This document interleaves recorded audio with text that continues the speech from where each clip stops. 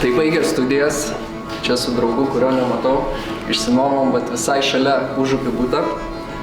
Vienas kitam pasižadėjom tokio švento gyvenimo principus, kad nevartosim alkoholio ir nuo ryto iki nakties dirbsim tik ties savo aistra.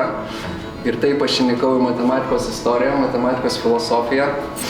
Neturėjom dušo, vonios, eidom čia į Vilnelę maudytis. Tai buvo tokia abstrakti užuomazga, būtent prieš 10-metį. O visą gryninos su laiku. Gryninos iš pykčio, pradėjau labai ant savęs pykti, nes kažkokiose viešose diskusijose pastebėjau, kad aš žinau ir kažkokių keistų pop grupių dainos žodžius, žinau ir įvairių Lietuvos pramogų pasaulio įžymybių vardus. Bet kai manęs kažkas paklausė, kas yra tikėjimas, kas yra asmenybė, kas yra tolerancija, aš nesurezgau nė vieno sakinio. Tai kažkaip matematikos pagalba, matematinės filosofijos pagalba pabandžiau šitą problemą spręsti ir tikiu, kad su šita knyga dalinai išsprendžiau. Gera matyti, ačiū, kad atvykot kolegos, labai vertinu.